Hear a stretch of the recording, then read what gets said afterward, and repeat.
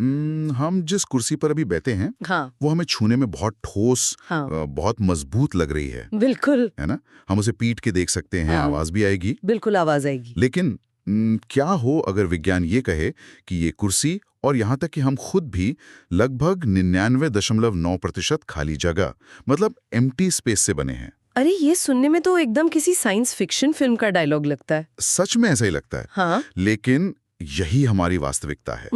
तो आज की इस गहरी चर्चा में हम इसी रहस्य में गोता लगाने वाले हैं। ये बहुत ही दिलचस्प विषय है। बिल्कुल। हमारा उद्देश्य आज ये समझना है कि जिन चीजों को हम रोज देखते हैं, छूते हैं या महसूस करते हैं, हाँ महसूस करते हैं, चाहे वो पानी की एक बूंद हो या आसमान के तारे, बिल्कुल वे असल में किन चीजों से बनी हैं। बिल्कुल। और अगर हम विज्ञान के नजरिए से इस पूरे ब्रह्मांड को देखें तो हर वो चीज जिस सामग्री से बनी है उसे ही हम पदार्थ या मैटर कहते हैं। अच्छा, तो इसको थोड़ा और आसान भाषा में समझते हैं। मतलब अगर वैज्ञानिक परिभाषा की बात करें तो हर वो चीज जिसका कुछ द्रव्यमान होता है, मतलब मास होता है, और जो कुछ जगह घेरती है, जिसका कुछ आयतन या वॉल्यूम होता है ना। एकदम सही, वो पदार्थ है। तो पत्थर, बादल, पौधे, जानवर, ये सब तो समझ में आता है कि ये जगह घेरते हैं और भारी होते हैं। हाँ, वो तो हमें साफ दिखते हैं। लेकिन हवा, जिस हवा में हम सांस लेते हैं, क्या वो भी पदार्थ है? बिल्कुल, हवा भी पदार्थ है। मतलब हवा को तो हम देख भी नहीं सकते, तो उसका मास कैसे हो सकता है? ये बहुत ही लाजवाब सवाल है। हवा भले ही अदृश्य हो, लेकिन वो पदार्थ की परिभाषा पर पूरी तरह खरी उतरती है। अच्छा, वो कैसे? इसे हम एक बहुत ही साधारण से प्रयोग से समझ सकते हैं। आप एक खाली गुब्बारा लीजिए। ठीक है, मान लीजिए ले लिया। अब उसका वजन कीजिए। कुछ ही ग्राम होगा, बहुत हल्का। हाँ, अब उसी गुब्बारे में खूब सारी हवा भरिए और फिर से उसका वजन कीजिए। अच्छा, तो हवा भरने के बाद गुब्बारे का वजन थोड़ा ज्यादा होगा? बिल्कुल ज्यादा होगा, और वो फूलकर जगह भी तो घेर रहा है ना। है ना? अरे वाह, ये तो बहुत ही तार्किक बात हो गई। मतलब हवा में द्रव्यमान भी है और वो जगह भी घेरती है। एकदम सही। मुझे एक और बात बहुत हैरान करती है। आज हमारे पास बड़े बड़े माइक्रोस्कोप हैं, प्रयोगशालाएं हैं, तकनीकी रूप से हम बहुत आगे हैं। हाँ, लेकिन सदियों पहले जब ये सब कुछ नहीं था, तब भी प्राचीन भारतीय दार्शनिकों ने ये समझ लिया था कि हर चीज कुछ मूल तत्वों से बनी है। हाँ, उन्होंने इसे पंचतत्व का नाम दिया था। बिल्कुल। वायु, पृथ्वी, अग्नि, जल और आकाश। उन्होंने कहा था कि चाहे कोई चीज सजीव हो या निर्जीव, वो इन्हीं 5 तत्वों से मिलकर बनी है। और मजेदार बात यह है कि यूनानी दार्शनिकों की सोच भी बिल्कुल ऐसी ही थी। सच में, बिना किसी आधुनिक उपकरण के सिर्फ अपने विचारों से इतना गहरा निष्कर्ष निकालना, ये सच में अद्भुत है। अगर हम इस बात को बड़े परिदृश्य में रखकर देखें तो विज्ञान हमेशा विकास और निरंतर खोज की एक यात्रा रही है। जो चीज प्राचीन काल में सिर्फ एक विचार थी, हाँ, एक नजरिया थी, उसे ही आधुनिक विज्ञान ने भौतिक और रासायनिक पैमानों पर मापना शुरू कर दिया। अच्छा, तो यहीं से एक बड़ा सवाल पैदा होता है। पूछिए। अगर हर चीज, चाहे वो भारी पत्थर हो या अदृश्य हवा, पदार्थ है, तो ये पदार्थ असल में दिखता कैसा है? मतलब आप इसके बुनियादी स्वरूप की बात कर रहे हैं? हाँ, मतलब क्या ये लकड़ी के एक बड़े चिकने टुकड़े की तरह लगातार या कंटिन्यूअस होता है, या फिर रेत के ढेर की तरह? हाँ बिल्कुल, या फिर ये समुद्र किनारे पड़ी रेत की तरह छोटे छोटे कणों या पार्टिकल से मिलकर बना है?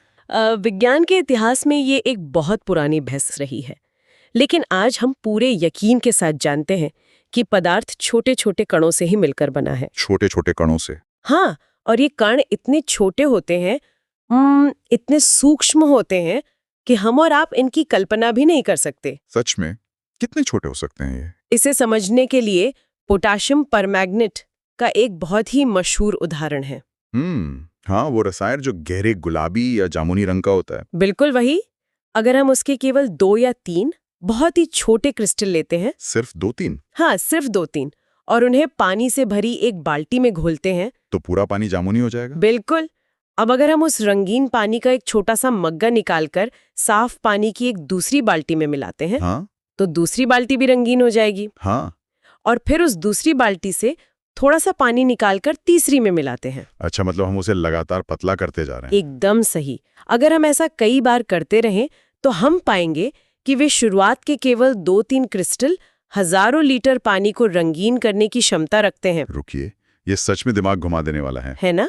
मतलब वो छोटा सा क्रिस्टल जो मुश्किल से एक चुटकी भर का होगा, वो टूट टूट कर इतने सारे अनगिनत सूक्ष्म कणों में बट जाता है कि वो हजारों लीटर पानी के हर एक कोने तक पहुंच जाता है। बिल्कुल। इससे साबित होता है कि कणों का आकार हमारी सोच से भी कहीं ज्यादा छोटा है। अच्छा, यहीं पर मुझे पानी और कणों से जुड़ी एक और दिलचस्प बात याद आ रही है। बताइए। जब हम एक गिलास पानी में 1 चम्मच चीनी या नमक घोलते हैं तो पानी का स्तर मतलब वाटर लेवल बिल्कुल नहीं बढ़ता। पानी उतना ही रहता है। तो ऐसा क्यों? वो चीनी गई कहाँ? यही वो जगह है जहां पदार्थ का एक और बड़ा रहस्य खुलता है। मैं इसे समझने के लिए एक उपमा की कल्पना कर रहा हूँ। कैसी उपमा? मान लीजिए एक बहुत बड़ा भीड़ भरा कमरा है जहां लोग पहले से ही खड़े हैं। ठीक है, मान लेते हैं कि ये लोग पानी के कण हैं। हाँ, अब कमरे के दरवाजे से कुछ और लोग अंदर आते हैं। ये चीनी के कण हैं। आगे क्या होगा? अब ये नए लोग कमरे की दीवारों को धकेल कर बड़ा किए बिना ही जो लोग पहले से खड़े हैं उनके बीच की खाली जगहों में आराम से फिट हो जाते हैं। बहुत खूब। क्या ठीक ऐसा ही पानी के गिलास में हो रहा है? आपका ये उदाहरण बिल्कुल सटीक है। पदार्थ के कण एक दूसरे से एकदम चिपके हुए नहीं होते। अच्छा, तो उनके बीच खाली जगह होती है? बिल्कुल, उनके बीच रिक्त स्थान या एम्प्टी स्पेस होता है। समझ गया। तो जब हम चीनी को पानी में घोलते हैं तो चीनी के वे सूक्ष्म कण पानी के कणों के बीच मौजूद उसी खाली जगह में जाकर बैठ जाते हैं। और इसीलिए पानी का आयतन या स्तर नहीं बढ़ता। एकदम सही पकड़े हैं। तो इसका मतलब है कि हमारे आसपास की हर चीज असल में कणों और उनके बीच की खाली जगह का ही खेल है। बिल्कुल। लेकिन क्या ये कण उस खाली जगह में शांति से बैठे रहते हैं? बिल्कुल नहीं। और ये पदार्थ की सबसे आकर्षक विशेषताओं में से एक है। अच्छा। ये कण कभी शांत नहीं बैठते। पदार्थ के कण निरंतर गतिशील होते हैं, मतलब वे लगातार हिलते डुलते रहते हैं। विज्ञान की भाषा में कहें तो इनमें गतिज ऊर्जा या काइनेटिक एनर्जी होती है। हाँ बिल्कुल। जरा सोचिए, अगर हम कमरे के एक कोने में एक बुझी हुई अगरबत्ती रख दें तो क्या हमें दूर से उसकी महक आएगी? नहीं, हमें उसे सूंघने के लिए उसके एकदम पास जाना पड़ेगा। लेकिन जैसे ही हम उस अगरबत्ती को जलाते हैं, ओहो, कुछ ही सेकंड में उसकी महक पूरे कमरे में फैल जाती है। बिल्कुल, क्योंकि तापमान बढ़ने से कणों की गति बढ़ गई। हाँ, और बिल्कुल यही नियम खाने पर भी लागू होता है ना? एकदम लागू होता है। जब घर में गर्मा गर्म खाना बन रहा होता है तो उसकी महक कई कमरों दूर तक पहुंच जाती है। मुंह में पानी आ जाता है। हाँ, लेकिन अगर वही खाना रात भर फ्रिज में रखा हो तो अगले दिन उसे सूंघने के लिए नाक को एकदम बर्तन के करीब ले जाना पड़ता है। सही कहा। तो क्या इसका मतलब ये है कि गर्मी या तापमान का इन कणों की भागदौड़ से कोई सीधा संबंध है? हाँ, आपने बिल्कुल सही नफ्स पकड़ी है। तापमान और कणों की गति का सीधा रिश्ता है। तो गर्मी मिलने पर वो ज्यादा तेज भागते हैं। हाँ, जब तापमान बढ़ता है तो कणों को ऊष्मीय ऊर्जा मिलती है जो उनकी गतिज ऊर्जा को बढ़ा देती है। अच्छा। और दो अलग अलग पदार्थों के कणों का अपने आप एक दूसरे से मिल जाना विसरण या डिफ्यूजन कहलाता है। तो गर्म करने पर ये विसरण तेज हो जाता होगा? बिल्कुल तेज हो जाता है। यही कारण है कि गर्म खाने की महक हवा के कणों के साथ तेजी से मिलकर हमारी नाक तक पहुंच जाती है। तो कणों के बीच खाली जगह है और वे लगातार भाग रहे हैं। हाँ, लेकिन क्या वे सिर्फ यूं ही बेतरतीब भागते हैं या उनके बीच कोई और रिश्ता भी है? गति के साथ साथ इन कणों के बीच एक बहुत ही अहम चीज होती है, आकर्षण बल, यानी फोर्स ऑफ अट्रैक्शन। आकर्षण बल? हाँ, ये कण एक दूसरे को अपनी तरफ खींच कर रखते हैं, एक दूसरे से बंधे रहना चाहते हैं। अच्छा, तो क्या हर चीज में ये बल एक जैसा होता है? नहीं, इस बल की ताकत अलग अलग पदार्थों में अलग अलग होती है। इसे हम रोजमर्रा के उदाहरण से कैसे समझ सकते हैं? हम एक खेल की कल्पना कर सकते हैं। मान लीजिए कुछ लोग एक दूसरे की बाहों में बाहें डालकर एक मानव श्रृंखला बनाते हैं, जैसे इदुमिश्मी नर्तक करते हैं। अच्छा, मतलब उन्होंने एक दूसरे को कसकर जकड़ा हुआ है। हाँ, ये वैसी ही स्थिति है जैसे कुछ कण एक दूसरे को बहुत मजबूती से पकड़े हुए हों।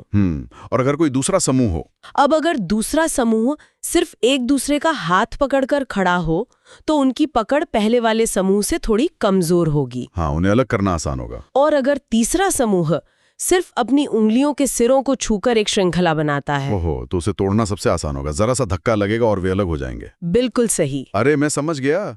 ये तो बिल्कुल लोहे की कील, चौक के टुकड़े और रबर बैंड जैसा हो गया। एकदम सटीक तुलना की आपने। लोहे की कील के कण उस पहले समूह की तरह हैं जिन्होंने एक दूसरे को सबसे ज्यादा बल से कस के पकड़ा हुआ है, इसीलिए हथौड़ा मारने पर भी कील आसानी से नहीं टूटती। जबकि चौक के कण उस तीसरे समूह की तरह हैं जिन्हें थोड़ा सा बल लगाकर आसानी से तोड़ा जा सकता है। बिल्कुल सही। तो अगर हम इन तीनों बातों को एक साथ रखें, कौन सी 3 बातें? कणों के बीच की खाली जगह, उनकी गति और उनका एक दूसरे को आकर्षित करने का बल। अच्छा, हाँ।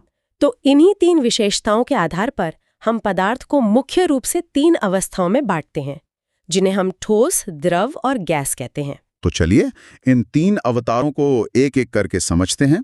अगर हम सबसे पहले ठोस यानी सॉलिड की बात करें, तो ठोस पदार्थों का एक निश्चित आकार होता है, उनकी स्पष्ट सीमाएं होती हैं और उनका आयतन भी स्थिर रहता है। बिल्कुल। अगर हम उन पर बाहर से दबाव भी डालें तो भी वे अपना आकार आसानी से नहीं बदलते। वे बहुत दृढ़ या रिजिड होते हैं, है ना? जी हाँ, क्योंकि ठोस में कण एक दूसरे के बहुत करीब होते हैं और उनका आकर्षण बल बहुत मजबूत होता है। लेकिन रुकिए, यहाँ मुझे एक बड़ी दुविधा हो रही है। कैसी दुविधा? अगर ठोस का आकार निश्चित होता है और वो बदलता नहीं है, तो फिर रबर बैंड को हम क्या कहेंगे? अच्छा सवाल है। जब हम रबर बैंड को खींचते हैं तो उसका आकार तो बदल जाता है। और स्पंज का क्या? स्पंज भी तो ठोस है, लेकिन मैं उसे अपनी मुट्ठी में लेकर पूरी तरह भींच सकता हूँ। पानी या पत्थर को मैं ऐसे नहीं भींच सकता। ये एक बहुत ही शानदार और तार्किक सवाल है। तो फिर स्पंज और रबर बैंड ठोस कैसे हुए? क्या ये विज्ञान के नियमों को नहीं तोड़ रहे? विज्ञान में अपवाद अक्सर हमें नियमों के पीछे काम कर रहे असली मैकेनिज्म को समझने में मदद करते हैं। अच्छा। सबसे पहले रबर बैंड को देखते हैं। हाँ, उसका आकार क्यों बदलता है? रबर बैंड अपना आकार खुद नहीं बदलता। जब हम उस पर अपने हाथों से बाहरी बल लगाते हैं, केवल तब वो खिंचता है। अच्छा, हाँ, ये तो है। और ध्यान दीजिए, जैसे ही हम वो बल हटा लेते हैं, रबर बैंड वापस अपने पुराने आकार में लौट आता है। और अगर हम बहुत ज्यादा बल लगाएंगे तो वो टूट जाएगा? बिल्कुल, लेकिन वो पानी की तरह बहने नहीं लगेगा, इसीलिए तकनीकी रूप से वो ठोस ही है। क्या बात है। और स्पंज का रहस्य, वो क्यों इतनी आसानी से दब जाता है? स्पंज का रहस्य उसके पदार्थ में नहीं, बल्कि उसकी बनावट में है। बनावट में मतलब? स्पंज के अंदर बहुत छोटे छोटे छिद्र या छेद होते हैं और इन खाली छिद्रों में हवा भरी होती है। अच्छा। तो जब हम स्पंज को मुट्ठी में लेकर दबाते हैं, तो हम असल में स्पंज के ठोस पदार्थ को नहीं दबा रहे होते, हम उन छिद्रों में फंसी हुई हवा को बाहर निकाल रहे होते हैं। ओह, तो मतलब मैं स्पंज को नहीं बल्कि उसके अंदर बैठी हवा को दबा रहा हूँ। बिल्कुल। हवा के बाहर निकलते ही वो सिकुड़ जाता है, लेकिन उसका मूल पदार्थ ठोस ही रहता है। अरे यार, ये तो सच में दिमाग की बत्ती जलाने वाला था, है ना? चलिए अब आते हैं द्रव यानी लिक्विड पर। द्रव का आयतन तो निश्चित होता है। अगर हम 1 लीटर पानी लें तो वो 1 लीटर ही रहेगा। हाँ, आयतन नहीं बदलता। लेकिन उसका कोई निश्चित आकार नहीं होता। हम उसे ग्लास में डालें तो वो ग्लास जैसा हो जाएगा, पतीले में डालें तो पतीले जैसा। और ये बहते हैं, इसलिए इन्हें तरल या फ्लूइड कहा जाता है। तो इसके कणों का क्या हिसाब है? द्रव में कणों के बीच ठोस की तुलना में ज्यादा खाली जगह होती है और उनका आकर्षण बल थोड़ा कमजोर होता है। इसीलिए वे अपनी जगह से खिसक सकते हैं और बह सकते हैं। बिल्कुल। और द्रव की एक बहुत ही महत्वपूर्ण विशेषता है उसका विसरण, जिसकी बात हमने पहले भी की थी। हाँ, डिफ्यूजन। ठोस, द्रव और गैस तीनों ही द्रव के अंदर विसरित हो सकते हैं। गैसें द्रव में कैसे विसरित होती हैं? इसका कोई वास्तविक जीवन का उदाहरण है? इसका सबसे बेहतरीन और जीवनदायी उदाहरण है प्रकृति में ऑक्सीजन और कार्बन डाइऑक्साइड का पानी में घुलना। अच्छा, जो नदियों और समुद्रों में होता है? हाँ, हवा में मौजूद ये गैसें विसरित होकर पानी में मिल जाती हैं और इसी घुली हुई ऑक्सीजन की वजह से ही मछलियां और अन्य जलीय जीव पानी के अंदर सांस ले पाते हैं। सच में, अगर गैसें द्रव में विसरित नहीं हो पाती तो पानी के अंदर जीवन संभव ही नहीं होता। बिल्कुल नहीं होता। ये सच में प्रकृति का एक अद्भुत चमत्कार है। अब बात करते हैं तीसरी अवस्था की, गैस। हाँ, गैस के कणों की तो अपनी ही एक आजाद दुनिया है। इनमें सबसे ज्यादा खाली जगह होती है और ये बहुत तेजी से इधर उधर भागते हैं, ना? जी। और गैस की सबसे बड़ी खासियत है उसकी संपीड्यता, मतलब कंप्रेसिबिलिटी। संपीड्यता मतलब उसे दबाना? हाँ, उसे दबाकर बहुत छोटी जगह में कैद किया जा सकता है। अच्छा, इसे हम कैसे साबित कर सकते हैं? इसे हम एक सिरिंज के उदाहरण से समझ सकते हैं। अगर हम एक 100 ml की सिरिंज लें और उसका आगे का हिस्सा बंद कर दें। ठीक है, बंद कर दिया। अब अगर हम उस सिरिंज में चॉक के टुकड़े भरें और पिस्टन को दबाने की कोशिश करें तो क्या होगा? वो बिल्कुल नहीं हिलेगा, क्योंकि ठोस को दबाया नहीं जा सकता। सही। अगर हम पानी भरें तो शायद पिस्टन नाम मात्र का हिले। हाँ, क्योंकि लिक्विड भी ज्यादा नहीं दबता। लेकिन अगर हम सिरिंज में कुछ न भरें, सिर्फ हवा रहने दें और फिर पिस्टन को दबाएं तो वो बहुत आसानी से काफी अंदर तक चला जाता है। अरे हाँ, क्योंकि गैस के कणों के बीच बहुत सारी खाली जगह है, तो दबाव डालने पर वे एक दूसरे के करीब आ जाते हैं। एकदम सही। और गैसों की इसी अत्यधिक संपीड़ितता के कारण ही हम बहुत अधिक मात्रा वाली गैस को एक छोटे से सिलेंडर में भरकर रख सकते हैं। जैसे हमारे घरों की रसोई में इस्तेमाल होने वाली एलपीजी या गाड़ियों वाली सीएनजी। बिल्कुल, या अस्पतालों में ऑक्सीजन के सिलेंडर, ये सब संपीड़ित गैसें ही हैं। एक बात और, गैस के कण तो बहुत तेजी से भागते हैं ना? हाँ, और अनियंत्रित तरीके से भागते हैं। वे लगातार उस बर्तन की दीवारों से टकराते रहते हैं जिसमें उन्हें रखा गया है। तो क्या इससे कोई दबाव पैदा होता है? बिल्कुल। जब ये अनगिनत कण दीवार पर बार बार टकराते हैं तो उनके द्वारा लगाए गए बल की वजह से ही बर्तन के अंदर गैस का दबाव या प्रेशर पैदा होता है। क्या बात है। ये सब सुनकर मेरे मन में एक बड़ा सवाल आ रहा है। बताइए, क्या सवाल है? हमने ठोस, द्रव और गैस को समझ लिया, लेकिन क्या पदार्थ हमेशा एक ही अवस्था में फंसा रहता है या वो अपना रूप बदल सकता है? वो बिल्कुल रूप बदल सकता है। हाँ, क्योंकि हम सब ने अपनी आंखों से देखा है कि बर्फ पिघलकर पानी बन जाती है और पानी उबलकर भाप बन जाता है। बिल्कुल देखा है। तो ये रूप बदलने का, ये अवस्था परिवर्तन का जादुई खेल काम कैसे करता है? इस जादू के पीछे 2 मास्टर चाबियां हैं, तापमान और दबाव। अच्छा, टेम्परेचर और प्रेशर। जी, यही दोनों पदार्थ की अवस्थाओं को नियंत्रित करते हैं। सबसे पहले हम तापमान की बात करते हैं। जब हम किसी ठोस चीज को गर्म करते हैं तो क्या होता है? तो हम असल में उसके कणों को ऊष्मीय ऊर्जा दे रहे होते हैं।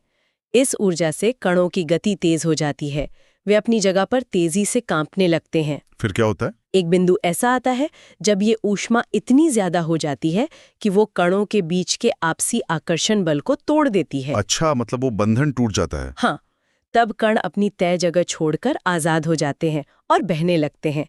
इसी पल ठोस पिघलकर द्रव बन जाता है। जिस न्यूनतम तापमान पर कोई ठोस पिघलकर द्रव बनता है उसे उसका गलनांक या मेल्टिंग पॉइंट कहते हैं, है ना? एकदम सही। जैसे बर्फ का गलनांक 273.15 केल्विन होता है, जिसे हम 0 डिग्री सेल्सियस भी कहते हैं। बिल्कुल। लेकिन यहाँ पर विज्ञान का एक बहुत ही दिलचस्प और रहस्यमय पहलू सामने आता है। वो क्या? जब बर्फ पिघल रही होती है, उस बर्तन को हम लगातार नीचे से आग या गर्मी दे रहे होते हैं। हाँ, बर्नर तो चालू रहता है। लेकिन अगर आप उस बर्तन में एक थर्मामीटर लगा दें तो आप देखेंगे कि जब तक पूरी बर्फ पिघल नहीं जाती, थर्मामीटर का तापमान 0 डिग्री सेल्सियस से ऊपर बढ़ता ही नहीं है, वो वहीं अटका रहता है। रुकिए, ये कैसे संभव है? हम तो लगातार नीचे से बर्नर जलाकर गर्मी दे रहे हैं। बिल्कुल दे रहे हैं। तो वो गर्मी जा कहाँ रही है? क्या थर्मामीटर खराब हो गया है? नहीं, थर्मामीटर बिल्कुल सही है। वो गर्मी बर्तन के अंदर ही है, लेकिन वो तापमान बढ़ाने का काम नहीं कर रही है। तो फिर वो कर क्या रही है? वो ऊर्जा ठोस कणों के बीच के आकर्षण बल को तोड़ने में खर्च हो रही है। आहा, मैं इसे ऐसे सोच रहा हूँ, मतलब जैसे हम कोई सामान खरीद रहे हैं और उस पर एक छिपा हुआ टैक्स लग गया है। छिपा हुआ टैक्स, ये दिलचस्प है, समझाइए। मतलब हम अपनी जेब से पैसे दे तो रहे हैं, यहाँ पैसे का मतलब ऊष्मा है। हाँ, लेकिन वो बिल या थर्मामीटर पर नहीं दिख रहा। बिल्कुल, क्योंकि वो टैक्स बर्फ के कणों को एक दूसरे की मजबूत पकड़ से आजाद करने की फीस के रूप में चुकाया जा रहा है। अरे वाह, ये तो बहुत ही शानदार उपमा है। वो गर्मी पदार्थ की अवस्था बदलने में अंदर ही अंदर इस्तेमाल हो जाती है, इसलिए उसे छुपी हुई ऊष्मा या विज्ञान की भाषा में गुप्त ऊष्मा यानी लेटेंट हीट कहते हैं। गुप्त ऊष्मा, ये तो बहुत ही तार्किक है। और बिल्कुल यही प्रक्रिया तब भी होती है जब हम पानी को उबालते हैं। अच्छा, पानी को गर्म करते करते जब हम 100 डिग्री सेल्सियस पर पहुंचते हैं तो पानी उबलने लगता है। हाँ, इसे पानी का क्वथनांक या बॉइलिंग पॉइंट कहते हैं। तो इस तापमान पर क्या होता है? इस तापमान पर पानी के सारे कणों को इतनी ऊर्जा मिल जाती है कि वो पूरी तरह आजाद होकर वाष्प या गैस में बदल जाते हैं। तो यहाँ भी पानी को भाप बनाने में वाष्पीकरण की गुप्त ऊष्मा काम करती है। बिल्कुल, इसका मतलब है कि 100 डिग्री वाले उबलते पानी और 100 डिग्री वाली भाप में से भाप के पास ज्यादा ऊर्जा है। हाँ, क्यों? क्योंकि उसमें वो गुप्त ऊष्मा वाला टैक्स जुड़ा हुआ है। एकदम सही निष्कर्ष निकाला आपने। यही वजह है कि 100 डिग्री के उबलते पानी की तुलना में 100 डिग्री की भाप से जलना ज्यादा खतरनाक और दर्दनाक होता है। ओहो, क्योंकि भाप के कणों में वो अतिरिक्त गुप्त ऊष्मा छिपी होती है जो हमारी त्वचा पर ज्यादा ऊर्जा छोड़ती है। बिल्कुल। ये तो बहुत ही काम की जानकारी है। अच्छा, क्या हमेशा ठोस से द्रव और फिर द्रव से गैस बनना जरूरी है? नहीं, कुछ पदार्थ ऐसे भी होते हैं जो बीच की अवस्था को छोड़ देते हैं। मतलब वो सीधे गैस बन जाते हैं? हाँ, वे इतने उतावले होते हैं कि गर्म करने पर वो सीधे ठोस से गैस में और ठंडा करने पर गैस से सीधे ठोस में बदल जाते हैं। द्रव बनने का इंतजार ही नहीं करते। इसका कोई उदाहरण? जैसे पूजा में इस्तेमाल होने वाला कपूर। अरे हाँ, कपूर तो पिघलता नहीं है, सीधे उड़ जाता है। बिल्कुल, इस प्रक्रिया को ऊर्ध्वपातन या सब्लिमेशन कहते हैं। तो ये तो हो गई तापमान की बात। लेकिन आपने कहा था कि दबाव या प्रेशर भी एक मास्टर चाबी है। वो कैसे काम करता है? दबाव का प्रभाव भी उतना ही चमत्कारी है। जरा सोचिए, गैस के कणों के बीच बहुत खाली जगह है ना? हाँ, बहुत जगह है। अगर हम उन गैस के कणों पर किसी पिस्टन से बहुत ज्यादा दबाव डालें और साथ ही तापमान को कम कर दें, ताकि उनकी गतिज ऊर्जा कम हो जाए। एकदम सही, तो हम उन भागते हुए कणों को इतना करीब ला सकते हैं कि वे फिर से द्रव में बदल जाएं। मतलब सिर्फ दबाव बढ़ाकर हम गैस को तरल बना सकते हैं। जी बिल्कुल। क्या इसका कोई वास्तविक उदाहरण है जो हम रोजमर्रा में देखते हो? इसका सबसे रोचक उदाहरण है ठोस कार्बन डाइऑक्साइड, जिसे ड्राई आइस भी कहते हैं, जो अक्सर फिल्मों में धुएं का प्रभाव बनाने के लिए इस्तेमाल होती है। हाँ वही, ठोस कार्बन डाइऑक्साइड को बहुत उच्च दबाव पर रखा जाता है। अच्छा। अगर हम उस दबाव को कम करके 1 एटमॉस्फेयर पे ले आए, मतलब जो हमारे आसपास का सामान्य वायुमंडलीय दबाव है, तो क्या होगा? तो ये ठोस कार्बन डाइऑक्साइड बिना द्रव में बदले सीधे गैस में बदल जाती है। अरे वाह! और इसी वजह से इसे ड्राई आइस या शुष्क बर्फ कहा जाता है, क्योंकि ये सामान्य बर्फ की तरह पिघलकर कभी गीली नहीं होती। विज्ञान सच में जादू जैसा लगता है जब आप उसके पीछे का क्यों और कैसे समझ लेते हैं। बिल्कुल। अब यहाँ पर एक और बात मुझे सच में बहुत दिलचस्प लगती है। क्या?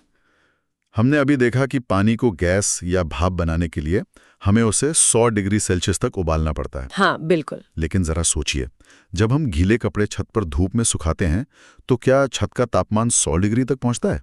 नहीं, 100 डिग्री तो नहीं पहुंचता। पानी उबलता तो नहीं है, फिर भी कपड़े सूख जाते हैं, सारा पानी उड़ जाता है। ये कैसे होता है? ये प्रकृति का अपना एक बहुत ही सुंदर और स्वचालित तरीका है, जिसे हम वाष्पीकरण या इवेपोरेशन कहते हैं। वाष्पीकरण? तो क्या ये उबलने से अलग है? बिल्कुल। उबलने और वाष्पीकरण में एक बहुत बड़ा और बुनियादी अंतर है। वो क्या है? उबलना पूरे पदार्थ में एक साथ होता है, लेकिन वाष्पीकरण सिर्फ सतह पर होने वाली प्रक्रिया है, जिसे हम सरफेस फिनोमेना कहते हैं। अच्छा, सिर्फ सतह पर? हाँ, होता ये है कि द्रव की सतह पर जो कण मौजूद होते हैं, उनकी गतिज ऊर्जा हमेशा अंदर वाले कणों से थोड़ी ज्यादा होती है। मतलब वे सतह पर रॉकेट बूस्टर लिए बैठे होते हैं? आप ऐसा कह सकते हैं। वे अपने नीचे वाले कणों के आकर्षण बल को तोड़कर आजाद हो जाते हैं और गैस बन जाते हैं। और ये सब बिना 100 डिग्री पर पहुंचे हो जाता है? बिल्कुल। ये प्रक्रिया क्वथनांक पर पहुंचने से बहुत पहले हर तापमान पर लगातार चलती रहती है। अच्छा, तो ये सिर्फ सतह का खेल है? हाँ। तभी तो हम कपड़े सुखाने के लिए उन्हें हमेशा पूरी तरह फैलाकर तार पर डालते हैं, ताकि सतह का क्षेत्र या सरफेस एरिया बढ़ जाए और पानी जल्दी उड़ सके। एकदम सही। अगर हम कपड़ों को गोल मटोल करके कोने में रख देंगे तो वो दिनों तक नहीं सूखेंगे। तो वाष्पीकरण को और कौन सी चीजें प्रभावित करती हैं? वाष्पीकरण की दर कुछ खास कारकों पर निर्भर करती है। पहला आपने बताया, सतह का क्षेत्र बढ़ना। हाँ। दूसरा है तापमान। गर्मियों में कपड़े जल्दी सूखते हैं क्योंकि ज्यादा गर्मी से ज्यादा कणों को उड़ने की ऊर्जा मिल जाती है। और तीसरी है हवा की गति। तेज हवा वाले दिन कपड़े जल्दी सूख जाते हैं क्योंकि हवा अपने साथ पानी के कणों को उड़ा ले जाती है। ये भी तार्किक है। और चौथी चीज है आर्द्रता या ह्यूमिडिटी, यानी हवा में पहले से मौजूद नमी। अच्छा, मतलब अगर बारिश के मौसम में हवा में पहले से ही बहुत पानी है तो वो कपड़ों से और पानी नहीं ले पाती? बिल्कुल, इसीलिए उस मौसम में कपड़े सूखने में बहुत समय लगता है। वाष्पीकरण से जुड़ी एक और बात मुझे बहुत हैरान करती है। कौन सी बात? वाष्पीकरण हमेशा अपने साथ ठंडक लेकर आता है। प्रकृति ने मानो खुद को ठंडा रखने का एक एयर कंडीशनर बना रखा है। हाँ, और इसके पीछे का मैकेनिज्म बहुत ही तार्किक है। वो कैसे? जैसा कि मैंने कहा कि सतह के कणों को उड़ने के लिए अतिरिक्त ऊर्जा या रॉकेट बूस्टर चाहिए होता है। वे ये ऊर्जा लाते कहाँ से हैं? कहाँ से लाते हैं? जब वे वाष्पीकृत होते हैं तो वे अपने आसपास के वातावरण से या उस सतह से जिस पर वे रखे हैं वो ऊर्जा खींच लेते हैं या चुरा लेते हैं। अच्छा। और विज्ञान का सीधा सा नियम है, जब किसी जगह से ऊष्मीय ऊर्जा कम होती है तो वहां का तापमान अपने आप गिर जाता है और हमें ठंडक महसूस होती है। ओहो, यही कारण है कि जब हम अपनी हथेली पर एसीटोन यानी नेल पॉलिश रिमूवर की कुछ बूंदें डालते हैं तो हमें एकदम से बर्फीली ठंडक महसूस होती है। बिल्कुल, एसीटोन के कण हमारी हथेली की गर्मी को चुराकर वाष्पीकृत हो जाते हैं और हमारी हथेली की गर्मी कम होने से हमें ठंडक लगती है। एकदम सही। और गर्मियों में जो सूती कपड़े पहनने की सलाह दी जाती है या पुराने जमाने में मटके का पानी ठंडा होने का जो विज्ञान है वो भी यही है। सूती कपड़ों से क्या होता है? लेते हैं और उसे बाहरी हवा के संपर्क में ले आते हैं। हाँ, जब ये पसीना वाष्पीकरण होता है तो वो हमारे शरीर से वाष्पीकरण की गुप्त ऊष्मा के बराबर ऊर्जा सोख लेता है, जिससे हमारे शरीर का तापमान कम होता है और हमें ठंडक मिलती है। बिल्कुल। और शायद यही कारण है कि अगर हम ग्लास में एकदम चिल्ड बर्फ वाला पानी भर दें तो थोड़ी देर में ग्लास के बाहर पानी की बूंदें जमा हो जाती हैं। ऐसा लगता है जैसे ग्लास पसीना बह रहा हो। हाँ, लेकिन वो प्रक्रिया वाष्पीकरण की उल्टी है। इसे संघनन या कंडेंसेशन कहते हैं। अच्छा, ये उल्टी कैसे है? हवा में हमेशा जलवाष्प या वाटर वेपर मौजूद होता है। जब हवा के वे गर्म कण ठंडे ग्लास की सतह से टकराते हैं तो उनकी ऊर्जा अचानक कम हो जाती है।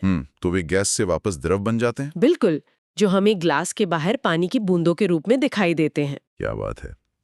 तो आज की इस पूरी चर्चा को अगर हम समेटे तो हमने ये समझा कि इस दुनिया की हर वो चीज जो हमें ठोस, द्रव या गैस के रूप में दिखाई देती है, हाँ, वो असल में छोटे छोटे लगातार नाचते हुए कणों से बनी है। हाँ, और ये कण तापमान और दबाव के इशारों पर एक से दूसरे रूप में बदलते रहते हैं। जी बिल्कुल। ये पूरी दुनिया, ये पूरा ब्रह्मांड असल में इन कणों का एक बहुत ही खूबसूरत और जटिल वैज्ञानिक नृत्य है। आपने बिल्कुल सही कहा। विज्ञान हमें चीजों को देखने का एक नया और गहरा नजरिया देता है। जो चीजें हमें बाहर से बिल्कुल स्थिर और शांत लगती हैं, वे सूक्ष्म स्तर पर निरंतर गति और बदलाव से गुजर रही होती हैं। बिल्कुल, ऊर्जा के आदान प्रदान का ये खेल हर पल चलता रहता है। तो इस गहरी चर्चा को खत्म करने से पहले मैं सुनने वालों के लिए एक विचार छोड़कर जाना चाहूंगा। बताइए। हमने अभी जाना कि दुनिया की हर ठोस चीज असल में अनगिनत छोटे कणों से बनी है, और हमने ये भी गहराई से समझा कि इन कणों के बीच बहुत सारी खाली जगह होती है और ये लगातार हिल रहे हैं। बिल्कुल। तो जरा इस पर विचार कीजिए। मतलब जब हम किसी दीवार को या अपने सामने रखी मेज को पूरे जोर से छूते हैं और वो हमें एकदम कठोर और ठोस महसूस होती हैं, तो क्या हम सच में किसी ठोस चीज को छू रहे हैं, या ये सिर्फ उन कणों के बीच काम कर रहे अदृश्य बलों का और खाली जगह का एक भ्रम मात्र है? ये सच में एक बहुत गहरा सवाल है ना? अगर सब कुछ खाली जगह है और नाचते हुए कण हैं, तो हमारी स्पर्श की अनुभूति सिर्फ एक इलेक्ट्रोमैग्नेटिक भ्रम है। ये एक ऐसा विचार है जो हमारी वास्तविकता को देखने का नजरिया ही पूरी तरह से बदल देता है। एकदम बदल देता है। ब्रह्मांड के एक बुनियादी रहस्य से जुड़े होने की जो बात हमने शुरुआत में की थी, शायद वो रहस्य तारों में नहीं बल्कि हमारे हाथों के बिल्कुल नीचे, हर पल हर जगह मौजूद है। अगली बार किसी चीज को छुएं तो इस बारे में जरूर सोचिएगा।